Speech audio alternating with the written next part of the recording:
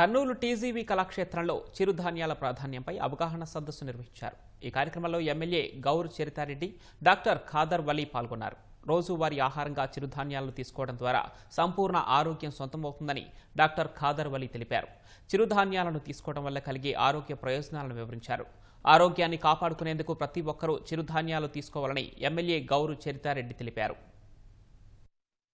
ఈ గోధుమలు బియ్యంలో రక్తంలోకి గ్లూకోజ్ని నిదానంగా పంపించే వ్యవస్థ దేవుడు చెయ్యలేదు. నీవు వేసిన ఎరువుల మీద ఆధారపడిన ఆ దిగుబడిలో రోగం ఖాయం. అంత సన్నగా ఉన్నాయని చిరుధాన్యాలు, కిరుధాన్యాలు, తృణధాన్యాలు, ఇంకా కొన్ని ధాన్యాలు కళ్ళకు కనపడనంత సన్నగా ఉండడం క్షుద్ర ధాన్యాలు అని కూడా మనం పేరు పెట్టిన అవసరానికి పెట్టారు. ఆరోగ్య సమస్యలతో సతమతం అవుతా ఉన్నాం. చిన్న ఏజ్ లోనే మనకి ఎన్నో జబ్బులు వస్తా ఉన్నాయి.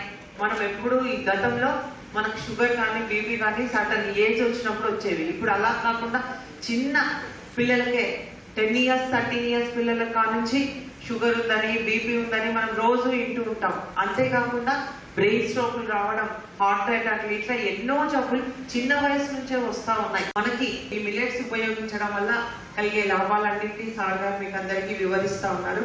కాబట్టి వాటిని మనము విని వదిలేయకుండా వాటిని ఆచరణలో పెట్టినప్పుడే మనకి మంచి ఫలితాలు వస్తాయి.